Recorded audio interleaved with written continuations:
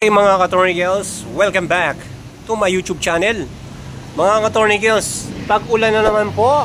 Yan, meron tayong bisita dito mga ka-Tornigels. Isang NMAX. Ang issue nito mga ka-Tornigels ay dragging. Welcome back to dragging mga ka-Tornigels. Ang ano nito mga ka-Tornigels, ang kilometer reading nito.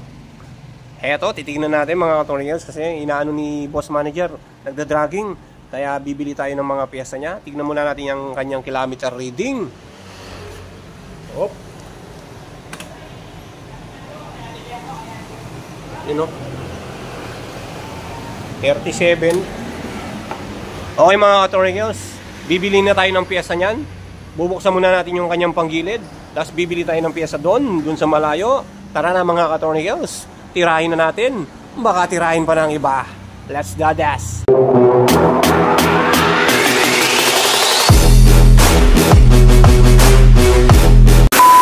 Mga ka-Tornigels, heto na, buksan na natin.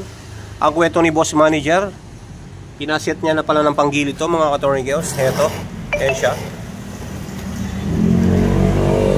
Naka center spring na siya, naka bola. Pero papalitan natin to mga ka-Tornigels, meron kasing mali. Kasi lagi na lang daw nagda-dragging ang kanyang NMAX. Kakalinis.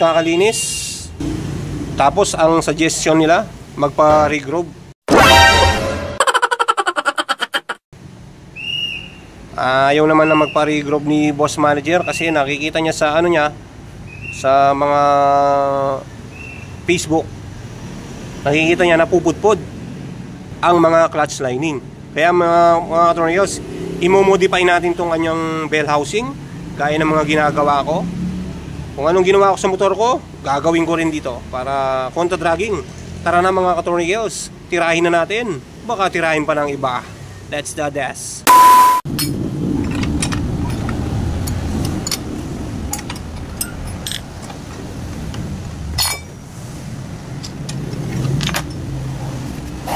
Okay mga ka-Tornigels, hindi siya naka-regroove. Yan kasi ayaw ni boss manager. Mo-modify natin to mga ka-Tornigels. Yan.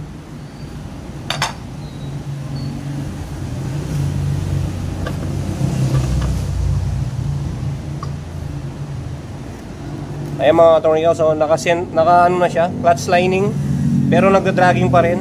Yan. Tapos naka center spring siya. Meron kasing mali mga ka-Tornigels. Babaklasin na lang natin. Babaklasin. Imo-modify natin to. Bubutasan natin dito mga ka-Tornigels. Tapos titignan natin yung bola. Papalitan natin yung bola mga ka-Tornigels. Gagawin natin na siya ng pang MIUI 125 stock.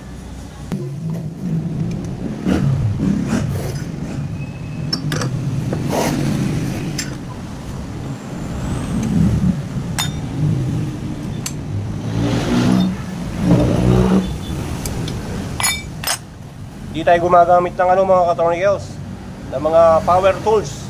Manual lang tayo dito. Contra lost thread.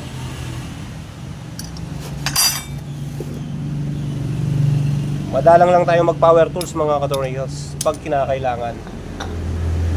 Okay, naka stock pulley, high drive pace.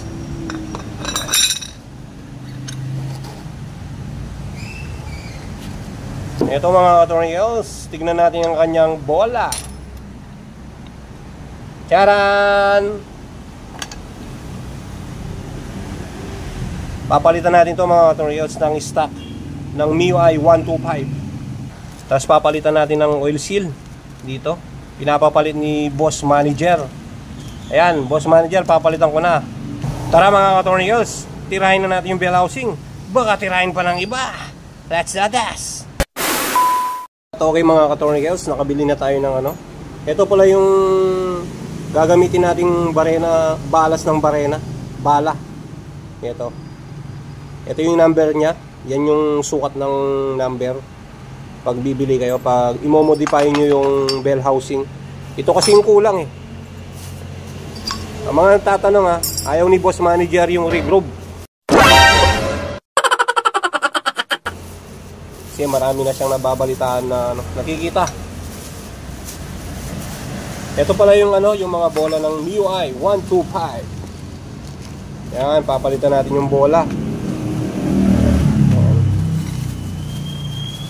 Yan mga katornillos, medyo may kamahalan to. Di kasi ako gumagamit ng racing. Stock lang tayo para tanggal yung dragging. A few minutes later. Okay mga katornillos, eto na.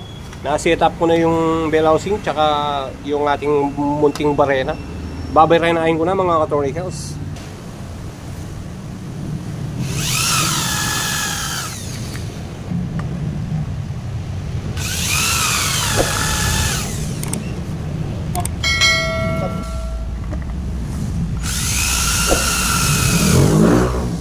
Yan mga katornillos, na sipat na natin. Ayan o. Meron na siyang pattern. Ngayon, bubutasan na siya ng diretso. Tomorrow. Okay mga katornillos, tapos na. Tapos na nating nabutasan yung kanyang modification na na bell housing. Ayan siya. Pwede mong i-apply ito sa mga ibang motor mga katornillos, tulad ng mga Honda Click, MIUI, Aerox. Yan. Yung ganitong bell housing na pagka-modification, contra dragging, hindi na kailangan ng regroove. Yan. O sige mga katornillos, isasalpak na natin tong na to, yung bell housing, para matanggal yung kanyang dragging. Tara na. Okay mga katornillos, nilakihan ko yung butas dito. Ayan o. Yan. Lilinisin ko na mga katornillos para dito lumabas yung kanyang dumi. Okay mga katornillos, tara na. 2,000 years later. Okay mga katornillos, lalagay mo dito para linisan siya ng liha, yung makapal. Ito yung niya mga katornillos. Tapos linisin mo dito para matanggal yung mga alibaba niya.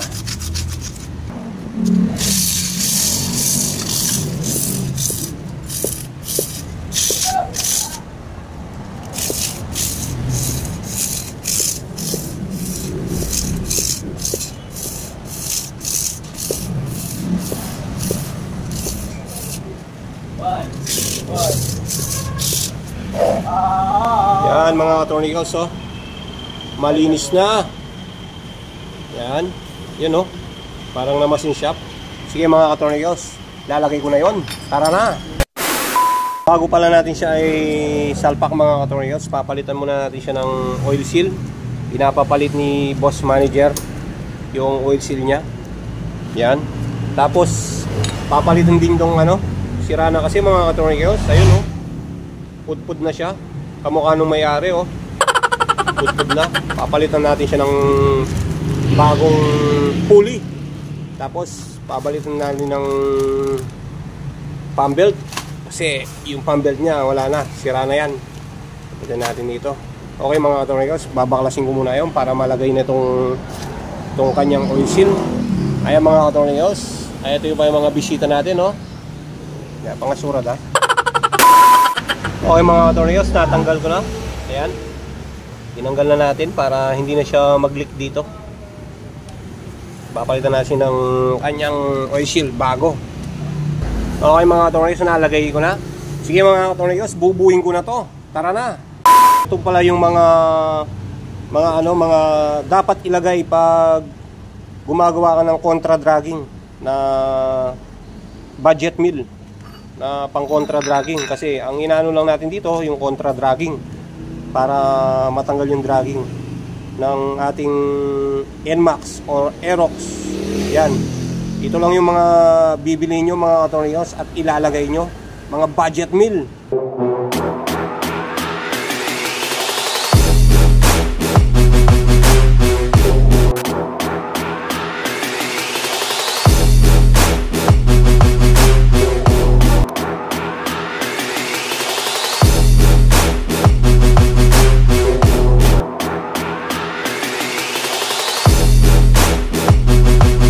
At yun lang ang mga papalitan mga katornillos. Kung sira yung pulley, palitan nyo. Pero kung hindi sira, huwag nyo nang palitan. Yun lang yung mga papalitan mga katornillos para matanggal yung kanyang dragging. Subukan nyo mga katornillos, wala naman pong mawawala. Tested ko na yan mga katornillos sa aking mga motor at sa aking mga customer na Grab, mga Grab Food or mga Maxim. O sige mga katornillos, tirahin na natin. Baka tirahin pa ng iba. Let's do this! At nabuo ko na mga ka-tornicles. Lalagay na natin to. Tapos yung kanyang pump belt.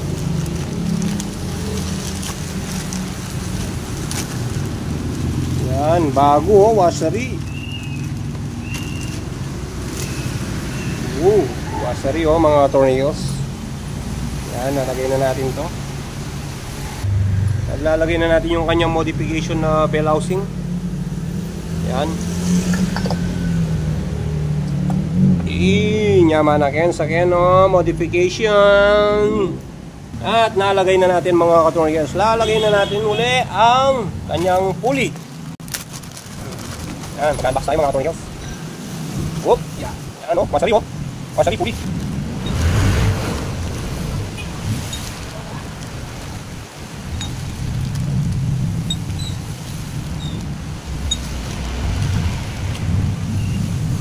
Yan. Tapos ang kanyang backplate. Tapos ang kanyang okay mga ka-tornicles, lagyan natin ito. At nalagay na natin mga ka-tornicles. Huwag nyo palang kakalimutan tong kanyang spacer. Lalagay nyo dyan. Yan. O, wasari o. Pati pump belt. Okay na mga ka-tornicles. Nalagay ko na. Yan na. Yun ang mga bagong pump belt o. Bagong pulley. At ito po yung mga ano niya mga ka-tornicles. Yung pinagpalitan niya. Ibabalik natin to kay boss manager. Try muna natin mga ka-tornicles para makita natin yung ebidensya.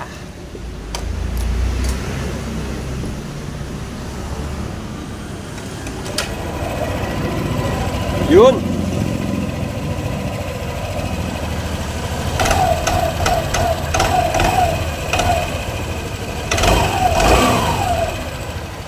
Okay mga ka-tornicles, ilalagay ko na yung crankcase nya.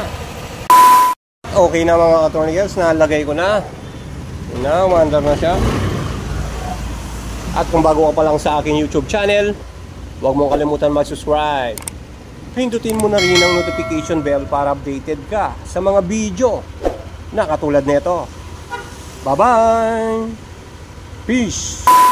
Mo, ilabas mo na yun ay may-ari, oh. Ay, tani Dana. Oy, Dana, walang paniki, oh. Wala mo nito, lagwa.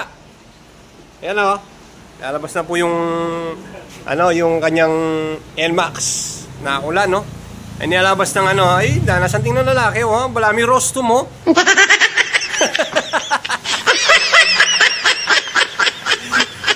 Ayan. Okay mga ka-tornicles. Ayan na, lalabas-labas na nila. Ayan. Okay. Thank you. Mabait ka talaga, isa kang bayani.